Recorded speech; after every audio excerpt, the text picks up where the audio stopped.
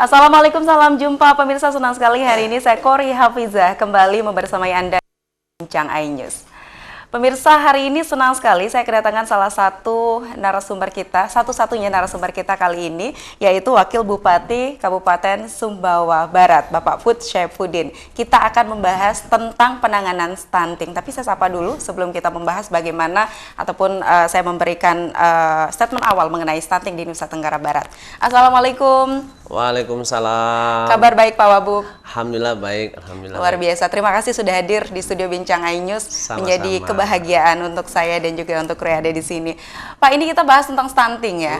Kalau saya membaca beberapa literasi atau beberapa informasi di media di akhir kepemimpinan Bang Zul, katanya kasus stunting di Nusa Tenggara Barat itu menurun, bahkan capaian turunnya sampai 13,78%. Kalau dari sudut pandang Pak Wabub sendiri, yang mana Bapak juga sebagai ketua ya untuk penanganan stunting di Nusa Tenggara Barat begitu.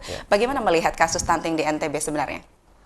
Alhamdulillah, terima kasih. Pertamanya, Assalamualaikum warahmatullahi wabarakatuh buat pemirsa iNews TV yang ada khususnya di Nusa Tenggara Barat. Berbicara stunting ini apa ya? Stunting ini seperti gampang-gampang susah gitu loh. Enak dibicarakan, tetapi untuk melakukan akselerasi untuk menurunkan stunting tidak gampang. Contohnya di Sumbawa Barat ini kalau kita melihat 5 tahun terakhir, 2019 itu angka stuntingnya menurut PPGBM ini adalah sistem perhitungan pelaporan percepatan gizi berbasis masyarakat. Kita itu di tahun 2019 itu angka stuntingnya tinggi. 2019 itu di angka 15,81. Jadi angka 15,81 ini alhamdulillah dalam 5 tahun ya, kami sampai 2023 terakhir ini perhitungan kita per 31 Desember 2023, angka stunting kami paling rendah di Nusa Tenggara Barat itu di angka 7,66%. 7,66%. Ya. Hampir 50% ya penurunannya, luar biasa. Lebih 50%. Lebih. Karena kalau dihitung dari tahun 2019 itu angka stunting kami di 1.858 orang atau balita ya. Turunnya 984. Turunnya. Jadi sekarang ini kami punya stunting, anak-anak stunting yang harus kami lakukan akselerasi program untuk menurunkan angka stunting, dan kita menghadapi juga stunting pasca stunting baru ini. Itu angka stunting kami sekarang di angka 784. 784. Ya, 784 kasus. Ya, kasus yang harus kami targetkan untuk bisa serendah-rendah mungkin. Ini di tahun 2023 ini. Ya, tetapi itu perhitungan EPPGM. Ada perhitungan lain juga. Ada perhitungan lainnya, ada sistem SSGI namanya. SSGI. Ya, itu survei status survei gizi Indonesia. Ini dilakukan oleh Kementerian Pusat, yang ini diakui skala nasional. Ini yang paling penting ini sebenarnya. Kami di tahun 2019 itu angka stuntingnya menurut SSGI itu di angka 33,40%. Itu melonjaknya 50% juga ya. Nah, dari 15 ke 30 itu luar biasa. Iya, sekarang kan angkanya 13,9. Yang sekarang? Iya, per 31 Desember itu ya. Yang SSGI, Pak. SSGI. SSGI. Jadi angka kami sekarang di angka 13,9. Dari 30 ke 13? Dari 33,40%. Jadi turunnya 19,5%. 19,5%, luar biasa. Dan itu luar biasa. Alhamdulillah di Nusa Tenggara Barat kami adalah paling rendah. Sedangkan NTB hitungannya per 31 Desember 2022 mereka masih angkanya di 32,7. Ini tinggi ini. Ini masuk tinggi skala nasional karena di atas nasional. Sedangkan nasional 21,6%. Kami alhamdulillah di bawah nasional. Nah, ini yang terus kami tekankan. Mudah-mudahan sekarang ini tahun ini 2023 ini sedang proses survei lagi yang dilakukan oleh Kementerian Pusat. Mudah-mudahan kami bisa menurunkan dari angka 13 itu ke angka 10 lah. Ini yang kita genjot, dan ini tidak gampang. Banyak hal yang harus kita lakukan. Sangat-sangat berat. Sangat berat. Karena apa? Anggarannya cukup besar juga. Mungkin orang menganggap bahwa ini hal yang sederhana, tetapi kami kalau kita lihat dari 2019 sampai 2023, anggaran kami cukup besar. Ya. Kalau dulu di tahun 2019, itu kami cuman ada anggarannya itu cuma 980 juta. Di tahun 2020, anggaran kami cuma 2,8 miliar. Oke. Di tahun 2021 kami genjot ini kami dengan angka anggaran 85 miliar. Wow. Nah, di Tinggi ya, 2022 karena kami ingin genjot lagi itu di angka 114 miliar. 114 Ya. miliar. Nah, tahun ini kami menganggarankan di angka 165 miliar. Oke. Ini kita lakukan terus dengan berbagai macam motivasi, inovasi yang kami lakukan. Dan ini tidak bisa berdiri sendiri. Misalnya dinas DP2KB sendiri nggak bisa, dinas kesehatan nggak bisa. Semua leading sektor harus bergerak. Betul. Baik itu untuk menekan angka kemiskinan. Karena orang miskin ini kan pasti nanti anaknya bisa dikasih gizi yang baik kan. Iya. Makanya harus kita tingkatkan. Faktor tenaga kerja juga. Dinas tenaga kerja kami terus bekerja untuk memberikan kesempatan kerja kepada orang-orang lokal. Ya, alhamdulillah hari ini kami ada keberkahan lah ya, ada pembangunan pabrik smelter yang membuka ruang untuk bagi para tenaga kerja khususnya lokal untuk bisa bekerja. Nah, itu terus kami lakukan dari Perindak, kami siapkan bantuan modal, kami siapkan alat dan segala macam, dari pertanian kami siapkan alsintannya dan segala macam. Ini terus kita lakukan, itu pun susah betul kita turunkan, Mbak. Tetapi kami selalu ikhtiar bahwa di tahun 2024 ini mudah-mudahan di bawah 5% itu bisa kami raih. Targetnya? Gitu ya. Targetnya berapa? Untuk 4% di EBPGM ya. Nah, tapi kalau di SSGI ini memang kita, karena ini kerak ya Mbak ya, kerak ya. Karena gini, stunting ini kita berbicara stunting ini, kita ini menanggulangi stunting yang ada, muncul lagi stunting yang baru gitu loh. Itu lebih banyak. Jadi berkelanjutan ya. Karena contohnya Mbak, 2022 kemarin kami itu angka stuntingnya di 8,7, sekarang cuma turunnya sedikit. Sekarang kan 7,66. Baik, ditahan Pak Wakil Bupati ya. Ini luar biasa ya, capaian dari KSB ini memang dikatakan terbaik di Nusa Tenggara Barat. Oleh karena itu kami hadirkan Wakil Bupati KSB saat ini dalam Bincang iNews untuk membahas masalah stunting ini. Kami kembali setelah jeda berikut ini.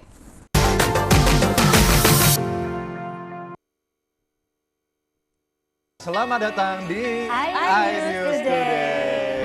Lengkapi pagi Anda dengan update informasi terkini. Apa penyebabnya? Apakah karena aspalnya? Ruas jalan ini amblas membentuk lubang. Boleh nggak sih dikasih senjata? Tidak boleh. Saya punya di bawah supervisor. Kita akan langsung bergabung bersama Giselia Nurahmat. Sejumlah bahan pokok mulai mengalami kenaikan. iNews Today setiap Senin sampai Jumat pukul 10 pagi di iNews. Menyoroti kecurangan. ETS ini bukan soal korupsi. Itu ditemukan, itu fakta yang ditemukan di lapangan. Menyuarakan keadilan. Melarikan diri melalui sungai. Wilayah tidak tersentuh oleh negara. Laporan mendalam dan eksklusif. Saya akan tunjukkan kepada Anda. Mario Dandi, rebutan perempuan. Gimana, Ken? AB Plus setiap Minggu pukul 8 pagi di iNews. Saya Aiman Wicaksono. Saya akan mengupas tuntas malam ini. Saya mendapatkan kesempatan secara eksklusif. Bismillah, walaupun itu teman. 4 miliar dalam 1 jam itu nggak sulit. Betul. The Prime Show with Aiman setiap Rabu pukul 8:30 malam. Saya Prabowo Revolusi, kita berbagi cerita. Rupanya konspirasi itu ini. Oh iya. Apakah jadi capres? Kita setuju. Sebetulnya saya ini untuk menjadi presiden, saya harus siap. Konspirasi Prabu setiap Rabu pukul 9:30 malam. Mengupas makna dan tafsir Al-Quran bersama ulama terkemuka tanah air. Kaumum min kaum khairun minal yadis sufla. Nggak bakal bisa dibayar oleh dunia dan seisinya. Jelas, lugas untuk kehidupan sehari-hari. Di antara yang merusak hati adalah buruk sangka. Wa aqimus shalah wa atuz zakah. Itu pun sejajar dengan jihad fisabilillah. Cahaya Hati Indonesia, Sabtu dan Minggu pukul 12 siang di iNews.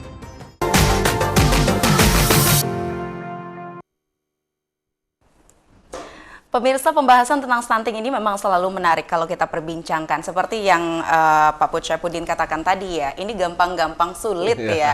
Anggarannya besar tapi juga kinerjanya juga harus ekstra begitu ya. Betul. Karena kalau berbicara mengenai stunting, yang sering diperbincangkan oleh masyarakat ataupun stakeholder terkait adalah pola pikir masyarakat. Tapi saya ingin tahu Pak Syaifuddin, kalau di PSB sendiri bagaimana langkah-langkah yang diupayakan sehingga penurunan angka stunting ini bisa luar biasa, bisa menjadi percontohan di Nusa Tenggara Barat? Oke.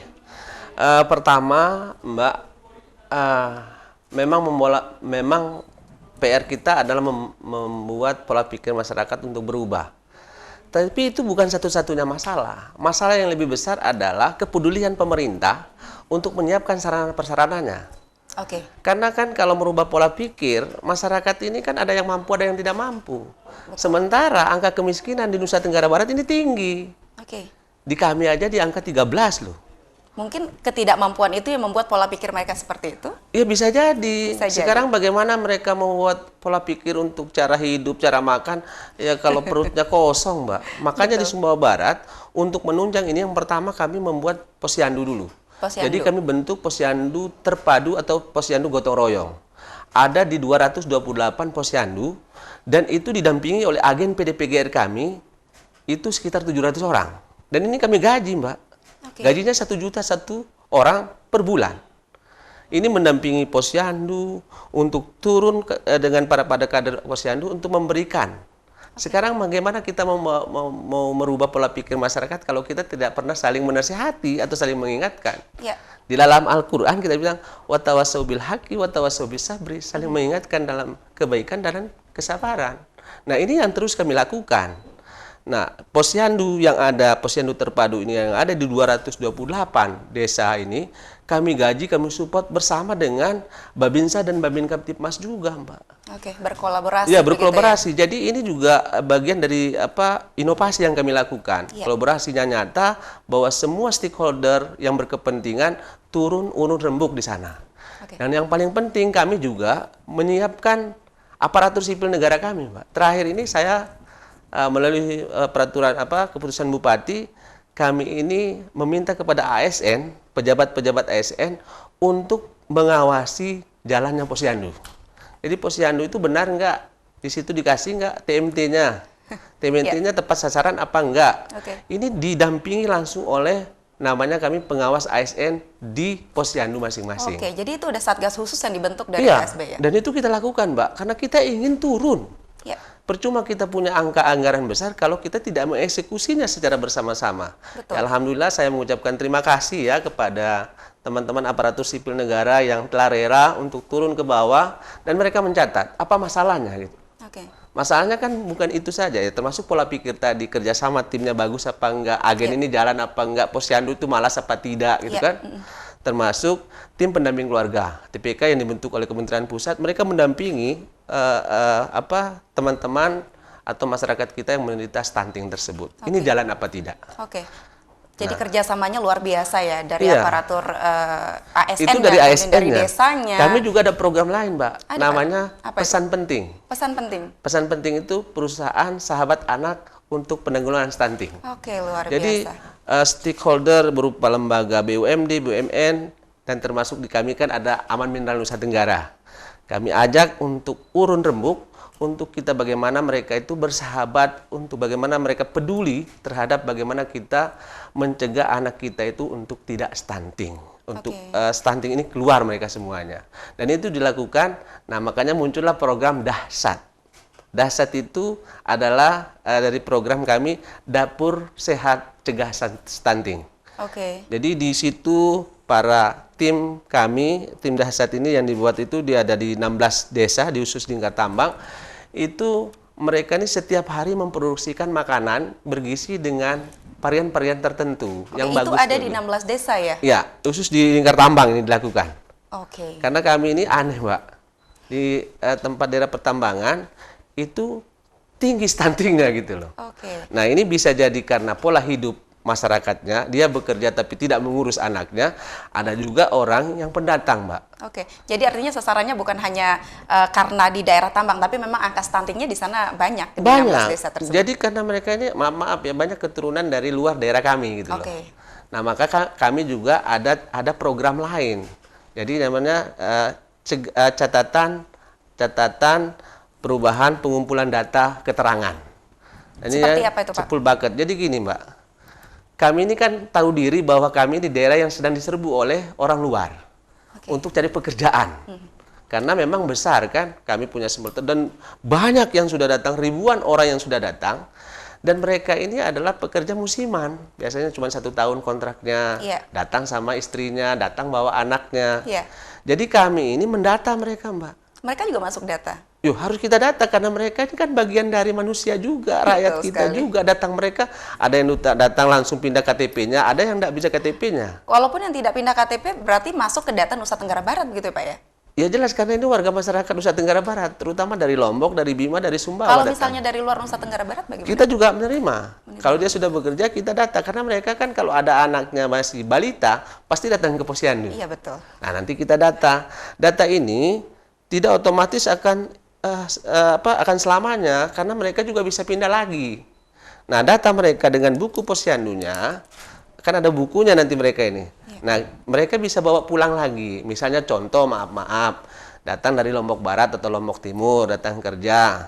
Karena anaknya masih kecil kan dibawa nih, Mbak. Kos di sana.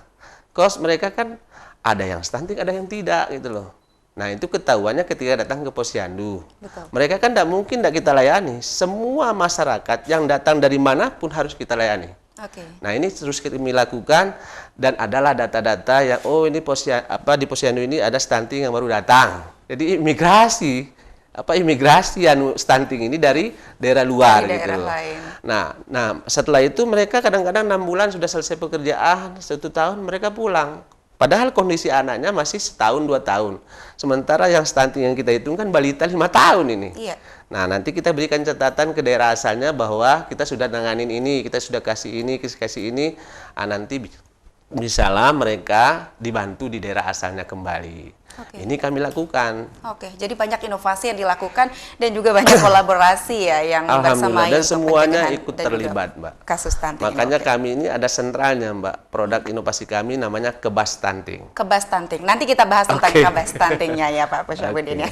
Kita break lagi, Pak Wabub. Ya, pemirsa jangan kemana-mana, kami akan kembali setelah pesan-pesan berikut ini.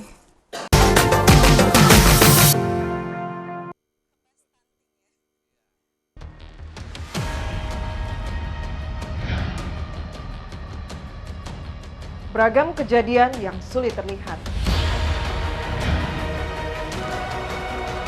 Mengulas detik-detik kecelakaan, aksi kejahatan, serta momen lucu warga plus 62. Saksikan terekam bersama saya Brigadir Marcelina hanya di iNews.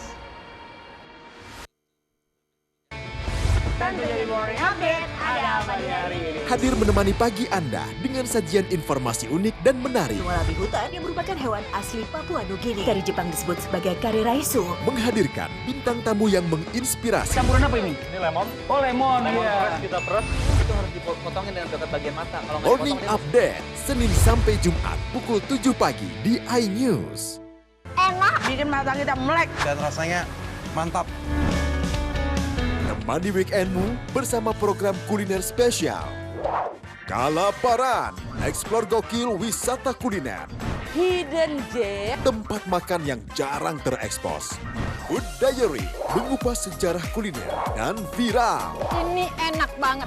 Saksikan kuliner spesial weekend, Sabtu dan Minggu, pukul 10 pagi di iNews. The great events and programs in September. Rangkaian turnamen BWF World Tour 2023. FIBA World Cup 2023. AFC Under 23 Qualifiers 2024. European Qualifiers 2024.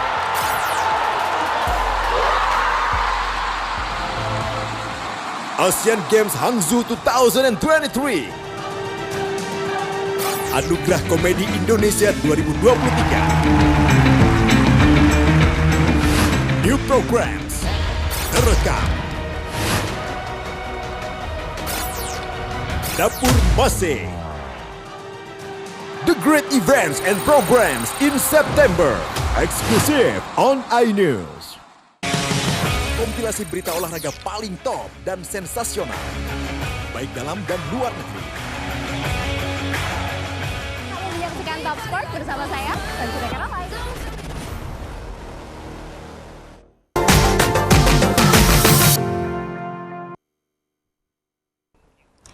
Pemirsa, memang butuh inovasi dan juga kolaborasi yang luar biasa untuk menurunkan angka stunting maupun untuk melakukan pencegahan terhadap stunting. Saya masih bersama Bapak Fud Syaifuddin, Wakil Bupati Kabupaten Sumbawa Barat. Kita masih membahas tentunya masalah stunting. Tadi sempat disebut kebas stunting ada juga. Jadi banyak sekali ya singkatan-singkatan yang merupakan inovasi juga dari KSB ini. Kebas stunting ini seperti apa, Pak? Nah, ini kalau bicara kebas stunting ini adalah rumahnya kita ini. Jadi kita ingin stunting dan segala halnya itu selesai, kita menggunakan dengan namanya kebas stunting. Kebas stunting itu adalah keluarga bahagia bebas stunting. Keluarga bahagia. Oh, ini berarti tujuannya ya memang ya. Nah, keluarga bahagia bebas stunting ini kita melakukan dengan tim terpadu dengan banyak teman dari tingkat desa, dari tingkat kecamatan sampai kabupaten. Kita berkolaborasi semuanya, seluruh stakeholder. Yang pertama, kita punya 3 pilar untuk ini, menyelesaikan ini. 3 pilar untuk menyelesaikan supaya keluarga ini bahagia dan bebas stuntingnya. Jadi kita kebas bersama-sama, bukan sendiri-sendiri. Yang pertama, kita variannya pencegahan. Variabel pencegahan ini penting.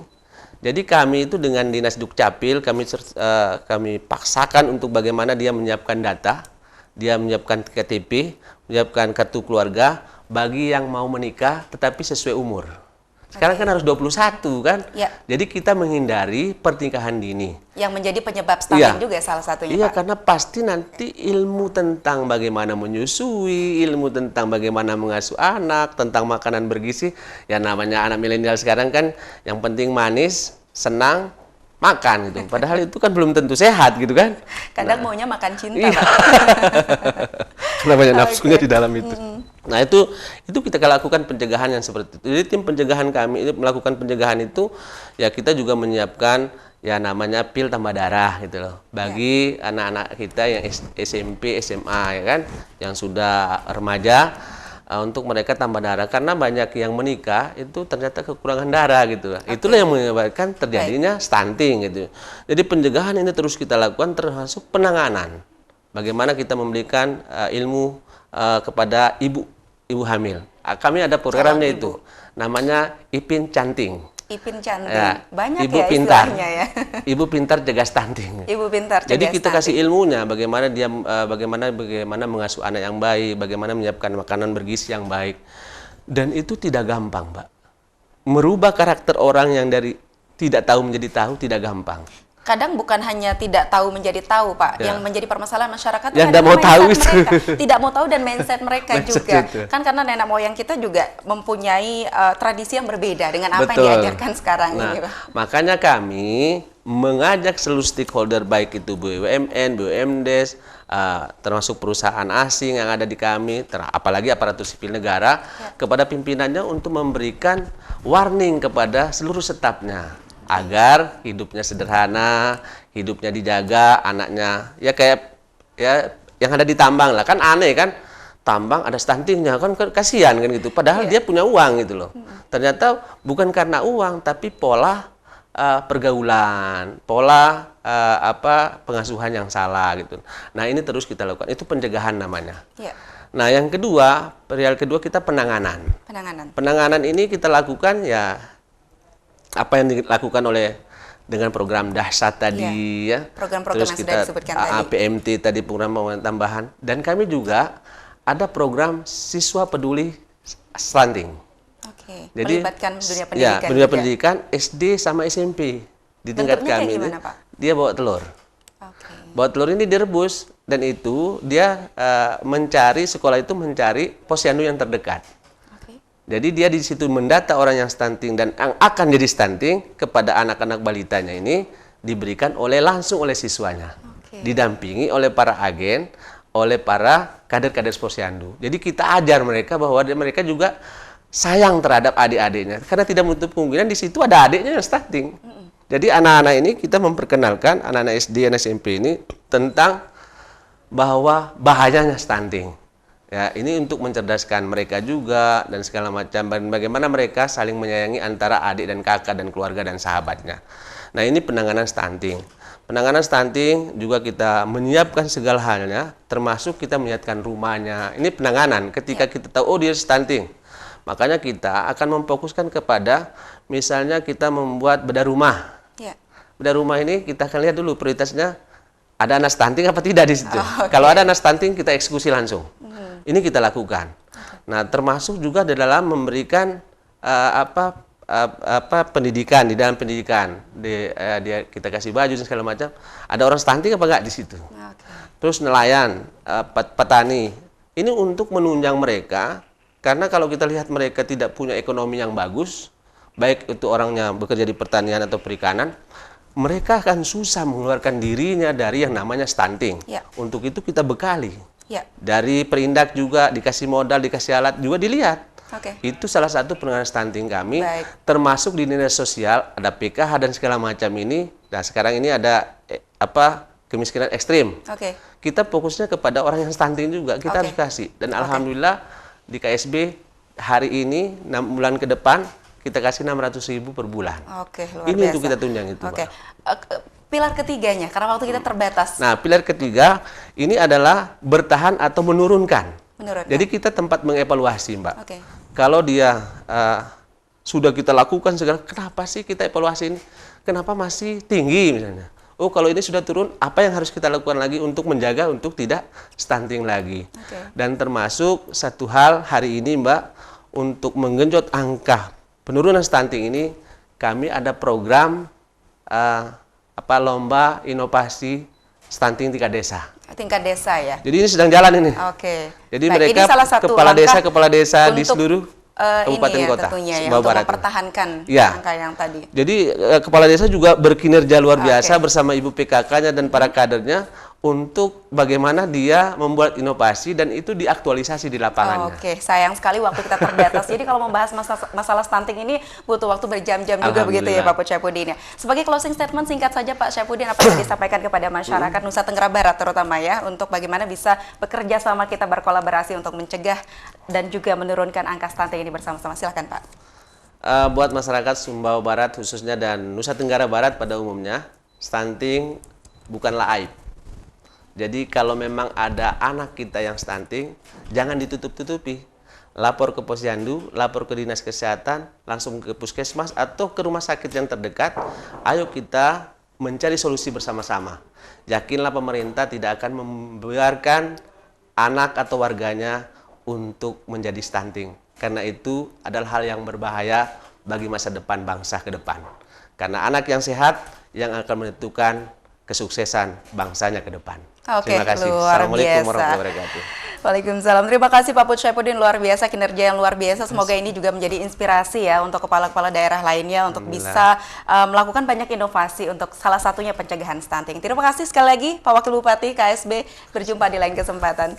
Terima Baik kasih pemirsa, banyak. demikian Bincang iNews kali ini. Saya Korea Hafiza pamit undur diri. Terima kasih atas kebersamaan Anda. Wassalamualaikum warahmatullahi wabarakatuh. Waalaikumsalam.